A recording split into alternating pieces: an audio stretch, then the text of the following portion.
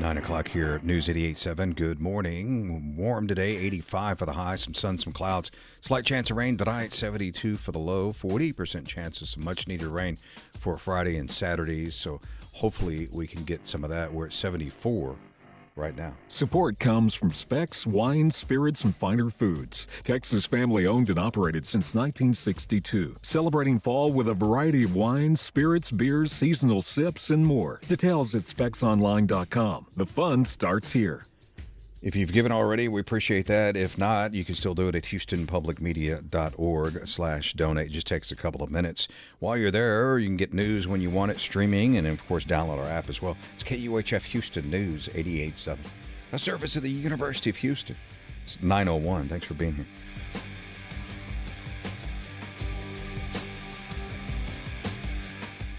Live from NPR News in Washington, I'm Corva Coleman. The humanitarian chief for the United Nations says there's been a setback in the amount of relief aid going to Gaza during the ceasefire. Israel is insisting that Hamas return all the bodies of deceased hostages in Gaza in line with the ceasefire deal. But NPR's Aya Batrawi reports that could take time and an international search team. The UN says its teams in the past 24 hours were only able to collect aid, such as food, medicine, and hygiene kits that had previously been transferred into Gaza. That means the UN wasn't able to bring in new aid since at least Tuesday. The UN says a flood of aid is desperately needed in Gaza to reverse starvation and severe malnutrition, particularly among children. The UN humanitarian chief Tom Fletcher says thousands of trucks of aid should be flowing into Gaza every week, and that all land crossings into Gaza must be open. He says the UN has long insisted that withholding aid from civilians in Gaza is not a bargaining chip. Israel's military has not responded to NPR's request for comment. Fletcher also called on Hamas to make strenuous efforts to return all bodies of hostages. Aya Batrawi, NPR News, Dubai. In the U.S., the Trump administration is withholding $40 million in federal transportation funding from California. NPR's Joel Rose reports the Transportation Department says the state is failing to enforce English language requirements for truckers. Transportation Secretary Sean Duffy says California is the only state that, quote, refuses to ensure big rig drivers can read our road signs and communicate with law enforcement. The Department of Transportation had earlier warned California, Washington State, and New Mexico that they could lose federal funds unless they enforce English proficiency requirements for commercial truck drivers. California officials say the state does enforce federal language proficiency requirements and that its commercial driver's license holders have a fatal crash rate nearly 40% lower than the national average for truckers. Joel Rose, NPR News, Washington. Stocks opened higher this morning as the federal government shutdown delays another key economic report. NPR's Scott Horsley tells us the Dow Jones Industrial Average rose about 86 points in early trading. The Commerce Department's report on retail sales for September is delayed. As with other key data points, it's been sidetracked by the government shutdown. A collection of anecdotal reports released by the Federal Reserve this week suggests consumer spending has been inching down, but spending by high-income households remains strong. Fed Governor Chris Waller says upper-income households are less affected by rising prices and a softening job market. Waller and his colleagues appear to be on track for another quarter-point cut in interest rates at the next Fed meeting in about 2 weeks. And Swiss food giant Nestle is planning to cut some 16,000 jobs over the next 2 years as part of a global cost-cutting effort. Scott Horsley, NPR News, Washington. On Wall Street, the Dow is now up 81 points. You're listening to NPR. Support for NPR comes from NPR stations. Other contributors include Jarl and Pamela Mohn, focusing on civil liberties, foster youth, public radio, and the arts. And the Public Welfare Foundation, committed to advancing transformative youth and criminal justice reforms. Live from News 88.7 in Houston, I'm Matt Harrab. Breaking news this hour, we are learning of a major school bus crash that occurred in Montgomery County earlier that is shutting down traffic in both directions. The Montgomery County Sheriff's Office says that the crash occurred just over an hour ago on FM 2854, which is nearly an hour from downtown Houston. Information is limited right now. It's unclear which district the bus is from, specifically if it's a Montgomery ISD bus. No details yet on injuries either. We are waiting waiting on that. Emergency vehicles are on the scene. Also new this morning, Harris County Attorney Christian Menefee and former Houston City Council member Amanda Edwards lead the field in the special election for Texas's 18th congressional district. Our Andrew Schneider says that's the finding of the latest survey released earlier this morning, conducted by the University of Houston's Hobby School of Public Affairs. The poll shows Menefee with the support of 27% of likely voters, followed by Edwards at 23%, and State Representative Jolanda Jones at 15%. All three are Democrats. Rice University's Mark Jones co-authored the survey. At the present stage, we're looking at a runoff that is most likely going to be between Edwards and Menefee. And if a third candidate is going to be able to get into that runoff, it would be Jolanda Jones, not any of the other candidates such as Carmen Montiel, Isaiah Martin, or George Foreman IV. Texas election law requires a runoff between the top two contenders if no candidate wins more than 50% in the first round of voting. Under federal law, the runoff would likely take place in February. I'm Andrew Schneider, News 88.7. And the Houston City Council has taken the first steps towards closing Polk Street, granting preliminary approval for the sale of the thoroughfare between the East End and downtown to the Houston First Corporation. While not finalized, the city also attached strings to the sale by approving a binding agreement with Houston First for a range of items. One of them is studying the conversion of nearby Leland Street into a two-way road in an effort to preserve east-west connectivity.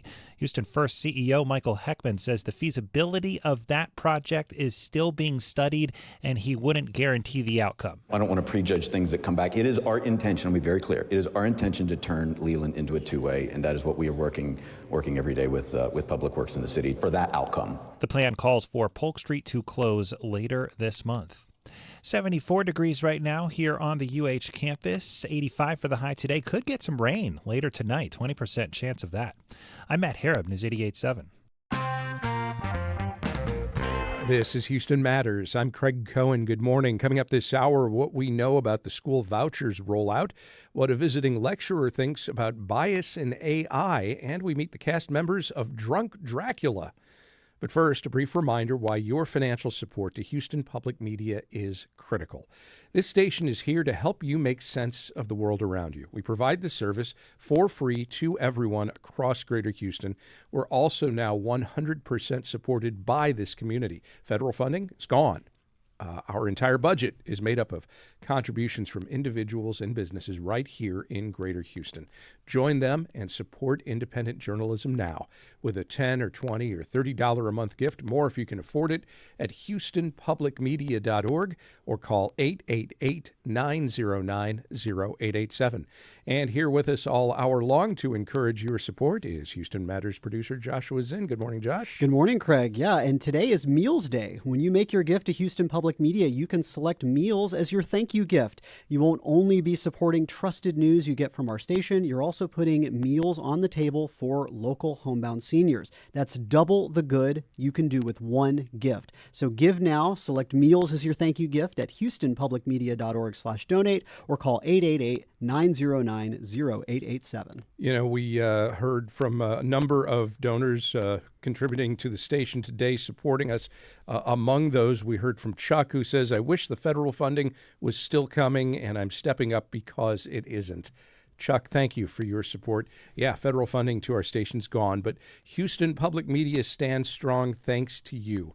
Your support ensures life-saving alerts, local reporting, independent journalism, and make sure that it's free and available for everyone across the region, including folks who aren't in a position to contribute financially themselves. It's why we turn to those of you who can, and we ask you to give maybe a little bit more than you have in the past at houstonpublicmedia.org or 888-909-0887. Yeah, every time you tune in, Houston Public Media is here with trusted news, with uplifting stories and programs that reflect the heart of our community. That's only possible because of the generosity of people like you. Your support brings knowledge, it brings connections, it brings hope to your neighbors, and for that we are so truly grateful. So please keep this mission going with your gift today at houstonpublicmedia.org/donate. And as Josh mentioned, it's Meals Day today, so when you donate to Houston Public Media today, you will both support your right to information, and also you can, if you wish, select meals as your thank you gift and see that meals are delivered to hungry Houstonians in need. You'll make one gift to Houston Public Media, but also make double the impact. Give now at houstonpublicmedia.org or call 888-909-0887. You know, when hurricanes come, most people smartly will take cover, but the people at Houston Public Media, we head into the station. Both Craig and I have gone through many a hurricane, and we've been here overnight, and we've been working early in the morning as hurricanes have been rolling through and making landfall, and we come in to make sure that you have the alerts, the information, all of the various things you need to know to stay safe, to stay alive through that storm. Support the station that is here for you and everybody in our community right now at houstonpublicmedia.org/donate or call 888-909-0887. Your first gift right now supports the future of in-depth news and thoughtful analysis right here on News 88.7. Make that $10 a month contribution right now at houstonpublicmedia.org or call 888-909-0887. And we'll check back with Joshua Zinn a little later in the hour. For now, Josh, thank you very much. Thank you. According to the Houston Chronicle, Texas families will be able to apply for school vouchers starting in February, but they may not know if they'll get any money until well after many private schools' application deadlines. So the only kids who may be headed to private school next year could be ones from families who could already afford it. To explain, we're joined now from Austin by Houston Chronicle political reporter Isaac Yu. Isaac, good morning. Welcome to the program.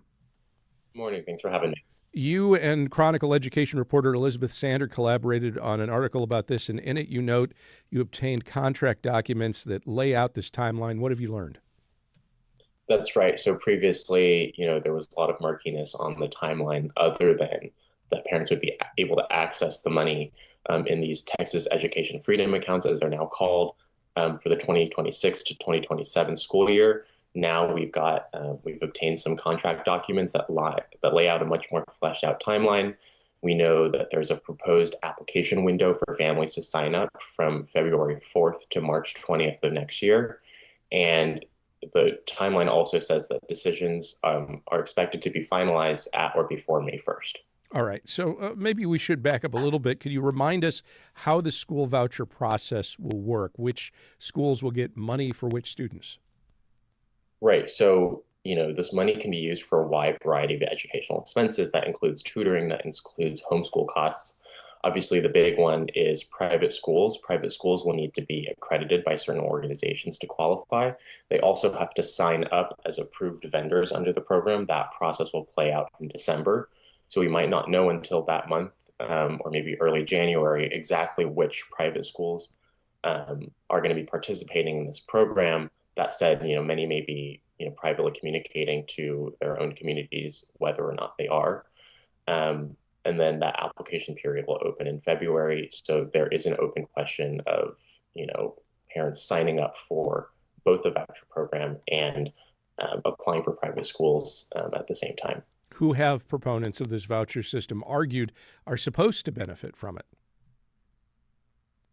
A big part of the focus in the legislative debate this past year has been, helping low-income families as well as students with special needs access schools that, may better suit their needs more than a public school that they are zoned to. They do receive some prioritization, although, proponents of the program have also made very clear they want this to be a universal program, meaning any family is eligible to apply. How does the timeline that you have laid out challenge that assertion? Well, the timeline, comes a little after many private schools are operating their own application rounds. Many of the top public schools or public schools at large tend to have application cycles in January, which means, in some cases, the application may be closed by the time you are able to apply for a voucher. And and certainly before, you'd be able to get final notification of whether you've been awarded the state dollars. That said, some schools may, work out their own plans to address that problem, either by holding open spots or holding a separate application round. We'll have to keep tracking that. How much are families supposed to ultimately receive if they sign up for and are selected to receive these vouchers? There's sort of three different levels. The base one is 10,000, around 10,000 for families seeking to send their children to private school. There's another level at 30,000, or up to 30,000 for students with special need. That's depending on, the anticipated cost of care given the individual need. And the last one would be 2,000. That's the capped amount for people who are going to be using the money on homeschool costs. You note Houston's Audie International School as offering an example of the timing you were talking about. How does its deadlines compare to the timing of voucher award notifications?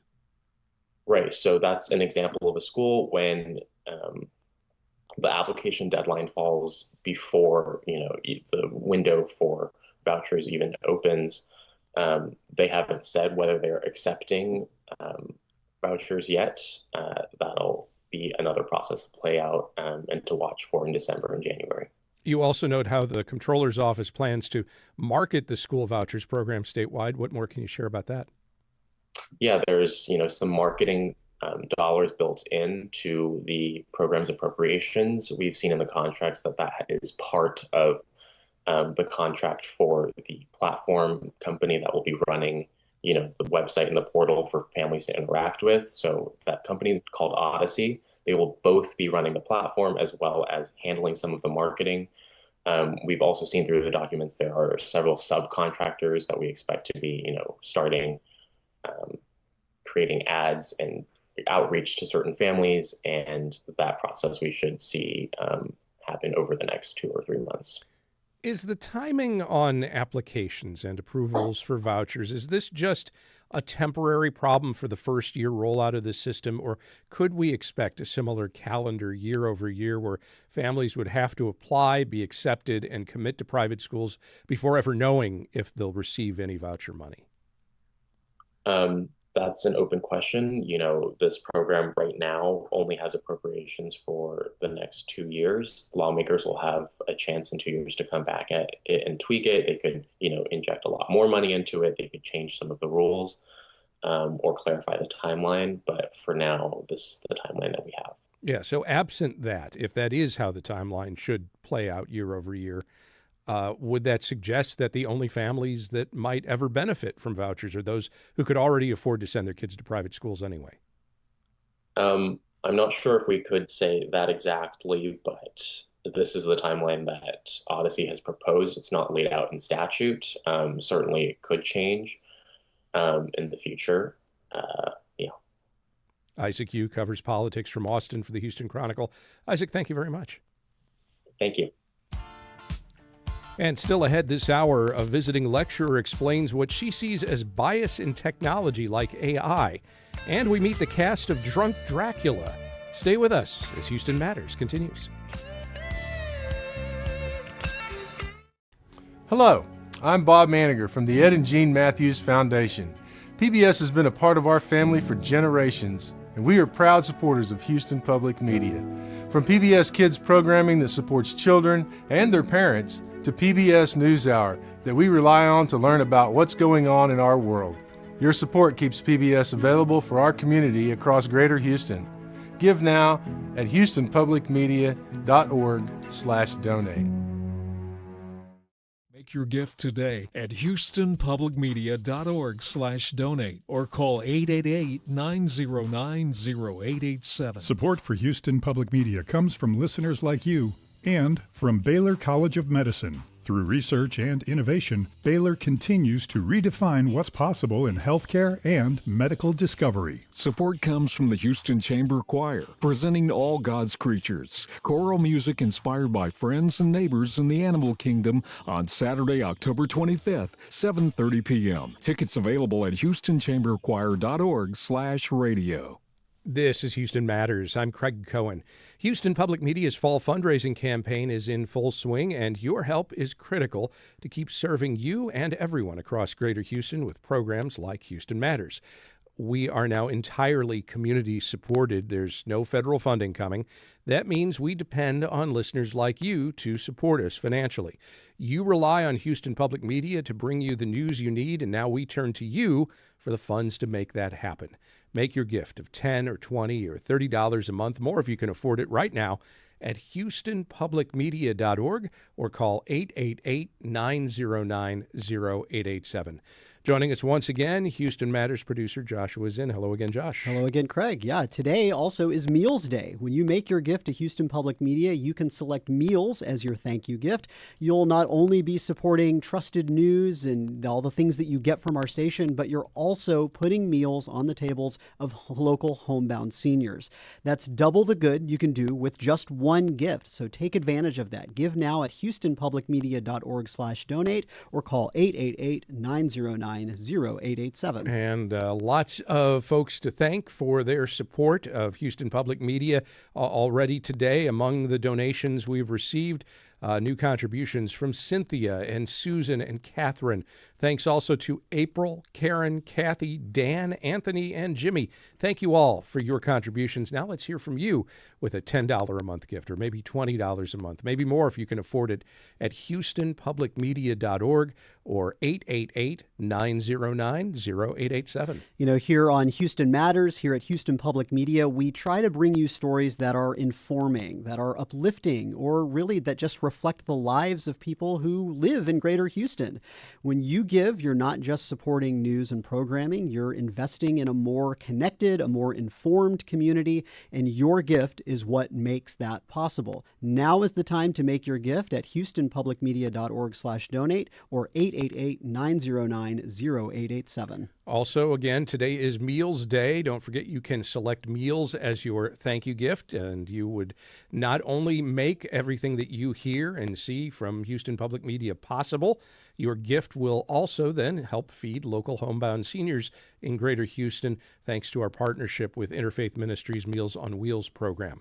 So give now, make your gift, and you'll see it go twice as far at houstonpublicmedia.org/donate or call 888-909-0887. Here on this program, we try to feature a lot of newsmakers. We have state lawmakers, we have city officials, we have policy experts, we have all kinds of people who come into our studios for interviews, and just steps away, we have our newsroom that are listening in. They're ready to fact check, they're ready to follow up on certain things and try to, especially in the case of lawmakers and elected officials, hold power accountable. That's how your gift works. You are putting real journalists just a few feet away from the story, and you're getting all of the information you need about what's happening in your community, what's happening in the state at large and elsewhere. You expect honest reporting, and we deliver it. But it's only happening because of your support. Give now at houstonpublicmedia.org/donate or call 888-909-0887. There is no reason to wait to make your gift. It's super easy, whether you do it online or over the phone. The impact's the same. Join us now as a new contributor to Houston Public Media and know that you are the reason we're here, and that you are providing an essential piece of this pie, this process, this partnership where we provide the news, but you provide the funds that make it all possible. So make your gift now of $10 a month, more if you can afford it, at houstonpublicmedia.org or 888-909-0887. Yeah, when you support Houston Public Media, you're showing that a free and independent press is vital to our community, especially now with federal funding no longer part of our budget. A gift of $1,200 or $100 a month makes you a member of our Studio Society, demonstrating your leadership and commitment to protecting local journalism. And, of course, all of the reporting that we do. Make your gift at houstonpublicmedia.org/donate or call 888-909-0887. You make the news possible, and today you can also make dinner possible for local homebound seniors across Greater Houston through our partnership with Interfaith Ministries Meals on Wheels program. Today, your gift to Houston Public Media does twice the good. It's simple, it's powerful, and it starts with your gift right now at houstonpublicmedia.org, or when you call 888-909-0887. Just let them know you'd like to select meals as your thank you gift. Think about what this service means to you and what it could mean for your kids and their kids and the generations to come. Everybody wants to leave their mark before they depart this world. Houston Public Media is now fully community funded, and we hope that you'll leave a mark with whatever gift you can. That means it's up to you to support this trusted local news, and let's make sure that it's here for those generations to come so they can be as informed as you are now. Give now at houstonpublicmedia.org/donate, or again, the phone number is 888-909-0887. In a community as dynamic as Houston, you need a source you can count on. Houston Public Media is here for you through every storm, every election, every moment that matters. This is a service built for you and by you. Yes, we provide the funds, or rather the news. You provide the funds that make that news gathering possible. Do so now at houstonpublicmedia.org. And don't forget that your gift right now can provide hot meals to local seniors in need. Make a donation and choose meals as your thank you gift. Help our community in two substantial ways with just one gift. Give at houstonpublicmedia.org/donate or 888-909-0887. Your financial support is crucial to ensuring the future of in-depth news, thoughtful analysis, and great storytelling here on Houston Matters. Make your $10, $20, or $30 a month gift more if you can afford it right now. Again, at houstonpublicmedia.org/donate or call 888-909-0887. And stay with us as Houston Matters continues. Want to binge All Creatures Great and Small, catch up on Nova, or revisit Ken Burns' documentaries? You can with PBS Passport. With a gift of $5 or more per month to Houston Public Media, you'll get access to PBS Passport that lets you watch your favorite programs anytime you want. Support the programs you love and enjoy them on your own schedule with PBS Passport. Make your gift now at houstonpublicmedia.org/donate. To the Resiliency Fund at houstonpublicmedia.org. Support comes from Diverse Works, presenting Spectral Field, a sculpture installation by Anahita Bradbury, exploring cosmic scale, loss, and interconnectedness. On view through November 8th at The Match on Main Street. Details at diverseworks.org. From Austin College, where students engage with a dedicated faculty mentor, experience hands-on learning, and discover their own academic journey, located Sherman, Texas, north of Dallas. Learn more at austincollege.edu. This is Houston Matters. I'm Craig Cohen. AI's influence continues to grow in communication on the web, in the workplace, at school, and beyond. There's plenty of promise and criticism about its effects. But to understand its consequences, we have to understand the data underlying it and ask a simple question. Is it fair? Dr. Safiya Umoja Noble is a professor at UCLA and the author of the book Algorithms of Oppression, How Search Engines Reinforce Racism. She's giving a lecture today at the University of Houston, and she joins us now. Good morning. Good morning. As we chat, we welcome you to our conversation with questions or comments at talk@houstonmatters.org. You can call or text 713-440-8870. You can comment on our video stream. That's at houstonpublicmedia.org and also on Houston Public Media's YouTube channel. Some see AI just like any other technological tool, like the internet and search engines and social media platforms before it. That there's nothing inherently wrong with the tools themselves, that it's how we use them that matters. You argue AI and other technological advancements can reflect deep social biases, though, right? Yes. How so? Well, one of the things we need to understand is that all technologies are a product of human making, right? So many of the biases or the perspectives that we hold, or even the interests of a nation or a company, are always going to have primacy in the design of those technologies. The kinds of technologies that we're engaging with now, though, in terms of artificial intelligence and algorithmically driven projects, are often trained, for example, on data from the past. So if you live in a society or a community that's ever experienced any type of oppression or just racial discrimination, gender discrimination, other kinds of religious or class-based discrimination, the data from that society will be used to train the models that are then implemented in a variety of projects. So there's really no way to escape the human condition also being a significant part of the kinds of projects, technological projects that we're dealing with right now. And I think probably the biggest misnomer is that these projects are just math and that they're free from any kind of human experience that's part of its development. Well, I mean, I do wonder if that math, though, has to do with dollars and cents as much as anything else. And so, using social media platforms is the easiest example here. They're driven by eyeballs and clicks that lead to advertising and revenue. And those conversations that engage in more conflict, that are, more emotionally, intense, are the ones that bubble up to the top. And so baked within that, wouldn't there be then things that demonstrate bias? Absolutely. I mean, I think this is one of the challenges, is that we use these technologies thinking that they're democratic, that they're free speech zones, but actually there's a whole host of activities that shape the way these platforms work. And one of them, of course, the prevailing one, is profitability. The companies are interested in profit at all cost, even if that means contributing to the decline of the social fabric, even if that means exacerbating, harm already in our society, even if that means undoing democracy, contributing to the rollback of civil and human rights. I mean, these platforms are actually used all over the world in service of that. And part of the reason is because that kind of rage bait, as we like to think of it, that inflammatory content, unless it's illegal, it's incredibly profitable. And I think this is one of the deep unintended, probably, consequences of these projects. But even in the case of things like search engines or ChatGPT, something that I've studied for a long time in terms of search, often what we find on the first page, for example, of results are the companies or the websites that have paid to be optimized, right, to get themselves to that first page.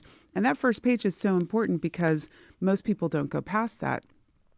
But at the same time that the companies are optimizing for maximum profit, they're telling us that these systems are neutral, that they're reliable information resources, that you could replace, I don't know, let's say public media or other kinds of media with search technology or ChatGPT. Nothing could be further from the truth, because the imperatives oftentimes, let's say, of journalists is not about making money. It's about informing the public, right? So completely different paradigms of commitment to the public. And I think this is the thing that we need to be incredibly concerned about.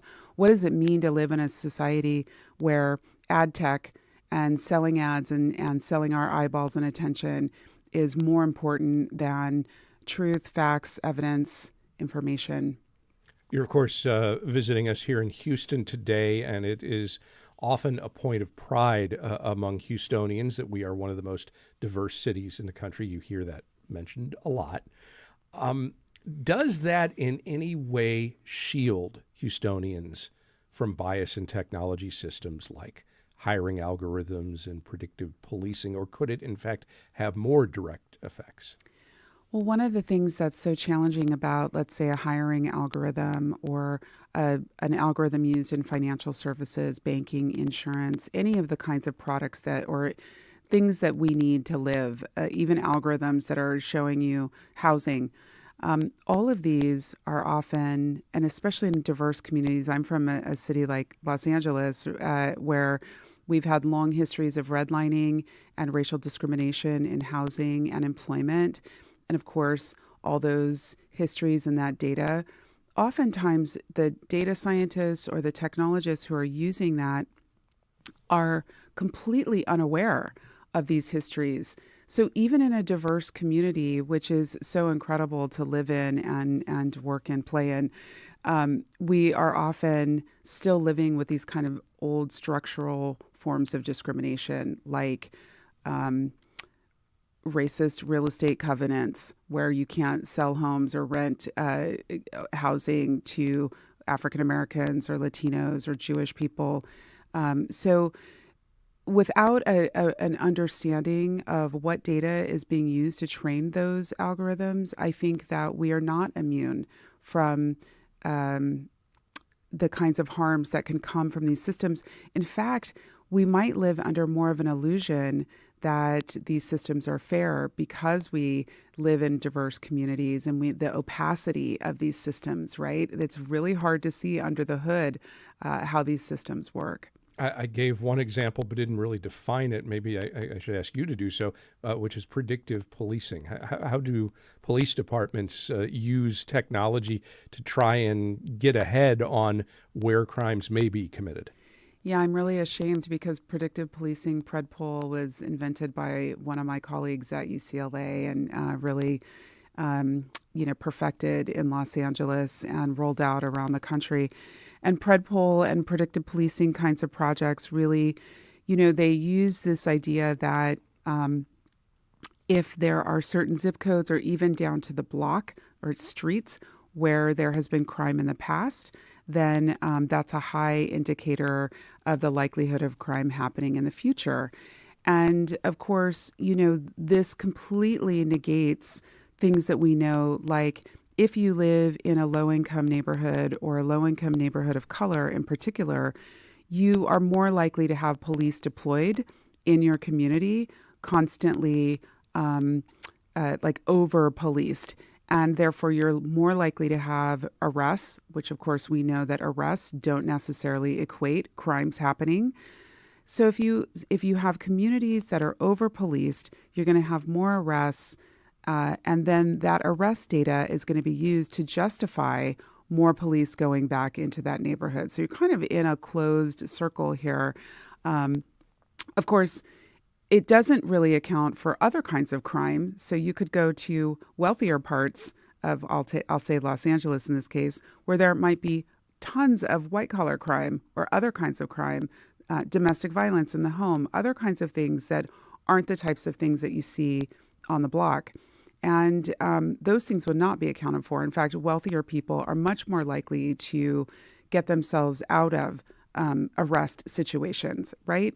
Even though crime is happening. So these kinds of biases that happen just in the way policing happens, in the way statistics are collected and then used to justify more of the same.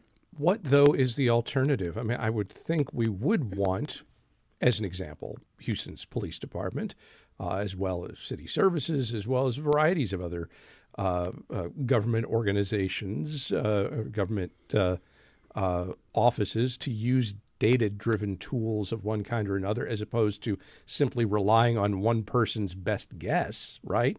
So, yeah, but so I guess the key thing here is, what questions do you want them asking about the data that they look up? Well, this is a great question, because one of the things we know is that the more economic struggle people have, the more vulnerable they are to being victims of crime, living in communities where they might be victims of crime. We know poverty is also deeply linked to, petty kinds of crimes too. So I think part of what we want to look at is what is data about how to reduce crime tell us? And what data tells us is that if we provide more opportunities for people, better living conditions, better healthcare services, better mental health care services, more affordable housing, more jobs and opportunities, access to high quality education, those are important statistics also in reducing crime. And I think we need to pull out and get a bigger picture, use different kinds of data to help inform then whether we should be, let's say, directing the lion's share of a city budget. Excuse me, getting over a little cold here. Should we be giving city resources just to policing, or should we just diversify that spend to help deal with the social determinants of crime. And that, to me, is what data can also do and can be very exciting, can help us figure out where should we put more affordable housing? Where should we look to create job hubs? How can that reduce crime too? And so it's exciting to think about what data can do. It's really in the eyes of who's doing the assessing and what kind of data they want to use. So in light of the fact that Greater Houston is one of those metro areas that has seen a lot of growth in recent years, the trend seems to be continuing, though, in different parts of the region from year to year. This is one of those areas people move to for jobs, and that growth is occurring. What would you recommend that we do to make sure that as new AI tools continue to get used in every aspect of life here, that we don't repeat the same mistakes of how maybe technology and data have, in your view, been misused in the past? Well, one of the things, that I think about the most in a place like Houston is that many of these AI tools, especially large language models that people are becoming accustomed to using, ChatGPT and these other kinds of technologies, are incredibly environmentally destructive, and they rely upon vast amounts of energy. So if you live in a place that is already prone to energy crises, you want to be very, very careful about building your economy around these kinds of technologies. I think that there's a very important balance. We should be thinking about using these kinds of systems in profound moderation, understanding not just these kind of social consequences, but also the environmental consequences. What will it cost us over the long haul to poison the environment, use all the water and electricity to make them run, if you're just using it to figure out what place to eat dinner tonight? I mean, these are some of the ways that people use things like ChatGPT, right? And it's not worth it in terms of what it costs us. So I think the kind of planning and thoughtful use is so important. And let's not remember the thing that I love so much about Houston. It's such a vibrant city, so committed to the arts and culture and people. And really, technology will never be a substitute for our humanity and for the things that we can contribute to each other directly. So we have to keep investing in those things too. Dr. Safiya Umoja Noble is a professor at UCLA and the author of Algorithms of Oppression. She's giving a lecture today at 4 o'clock at the Rockwell Pavilion at MD Anderson Library on the UH campus on AI, search engine algorithms, and oppression. Thank you very much for talking with us. Thank you. And still to come, the Drunk Shakespeare Company, just in time for Halloween, offers Houston Drunk Dracula. We'll talk with two of the actors in the cast. Stick around as Houston Matters continues.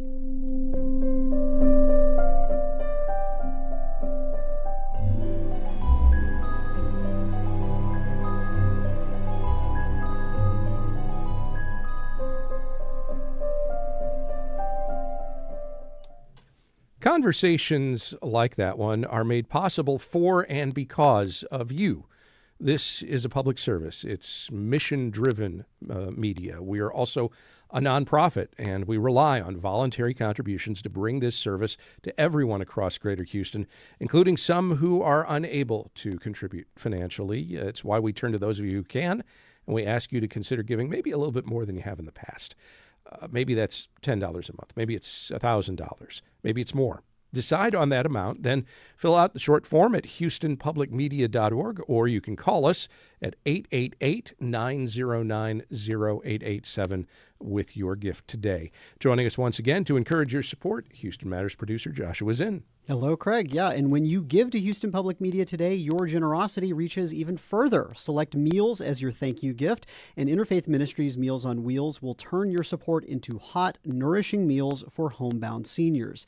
Now is a great time to make double the impact with one gift. Make your gift right now at houstonpublicmedia.org/donate or call 888-909-0887. You know, for decades, Houston Public Media relied on both federal funding and community funding. Well, that's changed. Today, we are entirely powered by this community. It's a big deal, and it's why today we are turning to you.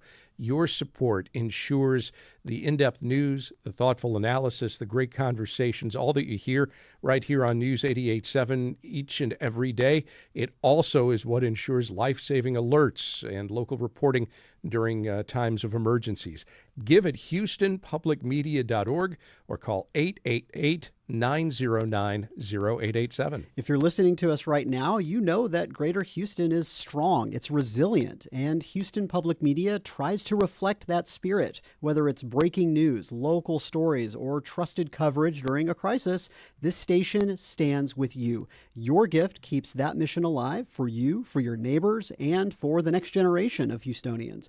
Let's keep building something great together. Please give today at HoustonPublicMedia.org/donate or 888-909-0887. This program, Houston Matters, as well as Houston Public Media, we've constantly evolved into whatever it is that Greater Houston and you need from us. Our newsroom is right here, digging into the news, the topics that you care about. And that's why we're here. As I said, it's a public service. This is a mission to provide you thoughtful, in-depth, accurate news and information, to be a spot where conversations can take place about the issues and ideas that affect our lives. Well, we're only able to do all that because of you and your financial support. So do support this mission now at HoustonPublicMedia.org/donate. And again, that mission is simple: to serve our community with trusted news, education, and culture. And it's free for everyone because those Houstonians who can step up and support us financially. Join them now. Make your gift at 888-909-0887 or HoustonPublicMedia.org. And thanks. Hi, I'm Michael Schaefer. My partner Ellen and I have been proud supporters of public radio and TV for decades. We really would be lost without our daily fix of unbiased national and local news, cultural programming, and great entertainment. But with recent federal defunding, stations like Houston Public Media face real challenges. Now's the time to step up. Give now at HoustonPublicMedia.org. Thank you. Authentic Experience, October 23rd through 26th. Information at mercuryhouston.org.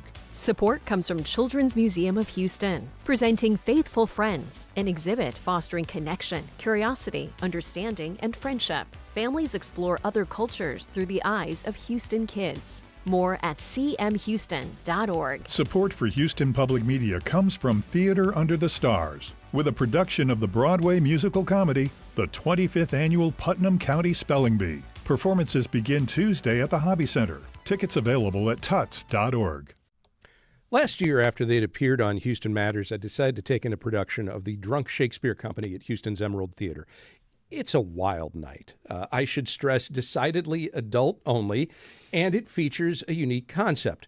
One of the actors on stage gets increasingly inebriated over the course of the production and is free to do whatever the heck they want, while the sober actors around them have to follow their direction. Well, the cast of Houston's Drunk Shakespeare Company is setting aside the bard during this Halloween season and is instead offering up a production of Drunk Dracula. Cast members Joey Herrera and Anastasia Zavitsanos join us now. Good morning. Good morning. I guess I want to start off by just asking, do you draw from Bram Stoker's original novel, other stage and film adaptations, all of the above for your production? All of the above. You know, we pull from Bram Stoker's novel, first and foremost. That's the structure of our play. And then we love to add, certain pop culture references and anything that's relevant to, get the audience hyped up and, just have fun with it. Otherwise, does it follow the same premise as your other shows? Yes, it does. And if you're a horror genre fanatic, we probably have a movie that you love referenced within the show as well. So it's not just pulling from other Dracula adaptations out there, but maybe a few other things within the world of horror? The shape of it is Dracula, but we definitely pull from all over the genre. Yeah, even the most niche references too, like something that only a couple people might understand, they'll love it and they'll hook onto that. But it's a love story to Halloween in general, and we're just so excited, and the audiences are really excited, and it's a lot of fun. I should note you are a cast of trained Shakespearean actors. Yes. Is it easier to tackle a story like Dracula, or are you using different acting muscles? Well, it's a little different in a sense that we're venturing into the spooky season, and there's a little bit more spectacle with this one. With Drunk Shakespeare before, it had the same vibe of back of a bar room, and we're just a bunch of friends nerding out about Shakespeare and just having a good time drinking. But this one, it's more of a production, I would say, and it's a little bit of a level up to that sense. We don't have to follow the meter as closely either because there isn't one. So, and also in Shakespeare, there's less subtext. We get to play more of our acting muscle in that regard. What else is different or unique about this production? The costumes, I think, are more on theme. There's a lot more technical element. There's fog machines. There's strobe lights. I would say it's more advanced in that way. One way that your production is certainly different from other traditional Shakespeare plays is that you're fine with breaking the fourth wall from time to time and bringing contemporary references into it. And I'm sure you're probably doing a little bit of that in this production, but I also wonder if you're worried about you don't want to kill the mood by some funny one line, something that draws everybody out of, oh yeah, we're not actually involved in this whole Dracula and horror and Halloween kind of atmosphere. Right. Well, that's kind of the fun thing about the being the drunk actor is they get the freedom to do that. They get the freedom to, in the middle of a monologue, kind of break it down and be like, yeah, this is why I'm feeling this way. And you know what? Yeah, isn't that so messed up?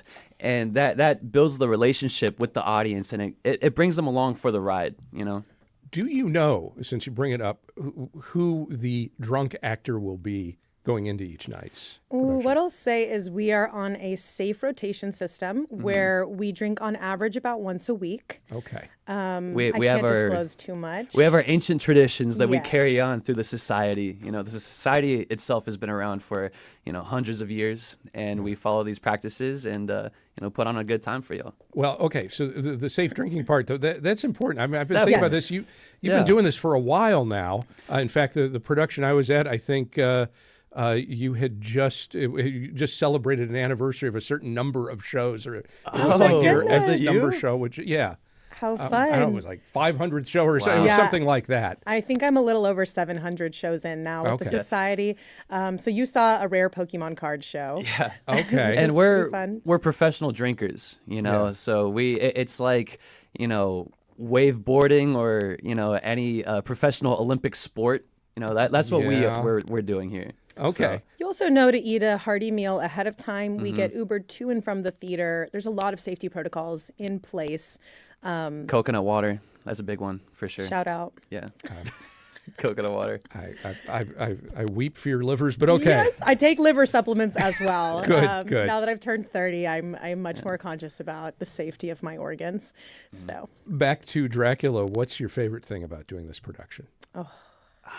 Okay, I'm gonna sound cheesy here, but working with these guys, it sometimes I go into the show just trying to make each other laugh. Because we've all known each other for so long, and it's like, oh, I'm gonna try to say this line a certain way for him, and blah blah blah. But the vibe that we bring to the theater, it's infectious, and I think the audience can see that, and they can see that we're having fun, and we have fun with them as well.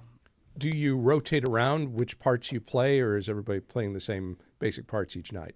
for the most part with Dracula, we're in a set track, but people can double up as well, especially in Shakespeare. We all have played multiple roles, and because we do it so often, you kind of learn the script, so anybody can tag in. And I suppose sometimes that has to happen because the drunk actor / director tells one of the cast member, two of the cast members, you're switching parts the rest of the show, or something like that. Yeah, they'll throw some kind of wrench into the mix, but we're very quick on our feet, you know, and we're always down to roll with the punches. All right. So which parts are you primarily playing? I am playing the role of Dracula, and I'm playing Mina and Lucy. Okay. So we have, of course, the Count. We have his victims. Yes. Would you mind maybe giving us a line or two just to get a little sense of the flavor of the show? Yeah. Let's see. What's my favorite one? You will be mine forever. Blood of my blood, flesh of my flesh, my bountiful wine press for a while. Let's see. I've been having such terrible dreams, so real, so vivid. I wake up all aroused and sweaty. Yeah, that's a good one right there. Yeah. Are we sure this is Bram Stoker's Dracula and not the Vampire Diaries? Because there's just a hint. It feels like that sometimes, for sure. We also take inspiration from the famous Coppola film. I think it's heavily influenced by that. Oh, definitely. Yeah, we used to shout out Keanu Reeves and stuff all the time, for playing Harker in that film. And one of the great dialects of all time. Oh, definitely. Yeah, his so first far. role. Yeah, his first role with a British accent, and he nailed it. Absolutely. What's the next production after this one? Ooh, we're very excited to share that we are in the process of working on Drunk Christmas Carol. Yes. Oh, wow. We just went into full swing rehearsals. Yeah. So it's very exciting. It's very goofy. It's all things holiday related. Yeah, it's weird because we're already starting to listen to Christmas music, and it's not even Halloween yet, but we're all feeling very festive already, and yeah, we're just excited for that one. Must be an interesting tonal shift going from rehearsing Drunk Christmas Carol to performing Drunk Dracula. Absolutely. Yeah, My head's spinning a little bit. Yeah. Joey Herrera and Anastasia Zavitsanos are members of the cast of Drunk Dracula, on stage now at Houston's Emerald Theater through November 15th. Joey, Anastasia, thank you both very much. Hey, thank you guys. Yeah. And pleasure. we thank you as well for listening to Houston Public Media. We know how much you rely on us to keep you informed and to tell the stories of Houstonians. Well, we rely on you as well to keep this service rolling along. Houston Public Media is now entirely supported by our community. I'm talking about your friends and neighbors, tens of thousands of them. Yes, but also I'm talking about you. And I hope you will join them by becoming a financial supporter of Houston Public Media with a $10 or $20 or $30 a month gift, more if you can afford it right now, at houstonpublicmedia.org or 888-909-0887. In the last few minutes of today's show, let's check in once more with Houston Public Media's Joshua Zinn. Yeah, when you have access to trustworthy news, you can make informed decisions and navigate challenging moments with clarity. Today, when you donate to Houston Public Media, you're supporting not only your right to information, and you can also select meals as your thank you gift. You'll make one gift to Houston Public Media and make double the impact. Please give now at houstonpublicmedia.org/donate or call 888-909-0887. Of course, this service is here 24/7, 365, but we also realize that some days there are more challenging and important developments that are critical to your life than others. And when we're talking about hurricanes or winter freezes or varieties of breaking news events that impact Houstonians, we've always shown up for this community. And now with federal funding gone, we're asking you to show up for us. That means that you are the one making everything that you hear on Houston Public Media happen.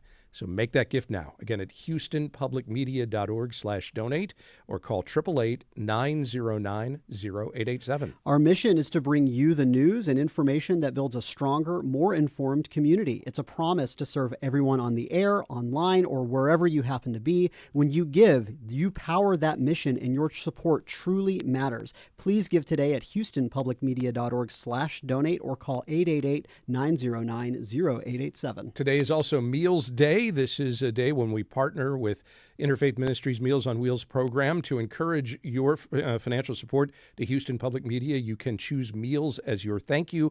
And when you donate, you'll also provide some real meals for Houstonians in need. So it's a way to do two great things with your contribution to Houston Public Media this morning at 888-909-0887 or houstonpublicmedia.org. When the skies turn dark in Greater Houston, our newsroom shows up. Our team drives into the station during hurricanes and floods to make sure our signal is up and that you are getting the alerts and valuable information that you need. All of this is possible because you support this station. Make your gift now and ensure that we're here for future hurricane seasons and beyond at houstonpublicmedia.org/donate or call 888-909-0887. We know that you rely on us. You value this service and the information that we provide. Again, though, understand that we're only here because of you. We rely on you. Becoming a new member of Houston Public Media, it starts with a single gift in any amount, maybe $10 a month makes sense for you. Join the community that keeps this station strong at houstonpublicmedia.org or 888-909-0887. Public media thrives because community members like you choose to lead. And right now, that leadership is needed more than ever. With a gift of $1,200 or $100 a month, you'll join our Studio Society and help keep independent journalism and local programming going strong and keeping it accessible to all in the community. This station is completely 100% community funded, and your gift makes all of the difference there. Join us at houstonpublicmedia.org/donate or call 888-909-0887. We are in a changing world, one that is constantly changing on us, on you, and that means changes in technology. It means changes in culture, changes in politics, changes in everything, including how we're funded. We don't have federal funding anymore. But because we have been able to rely on you through all those changes over the years to support us financially, we know we can count on you again with that contribution, maybe an additional gift if it's within your means, right now at houstonpublicmedia.org/donate or call 888-909-0887. Thanks so much. Support for Houston Public Media comes from attorney mediator Ron Bankston, providing in-person, video conferencing, and hybrid mediation and arbitration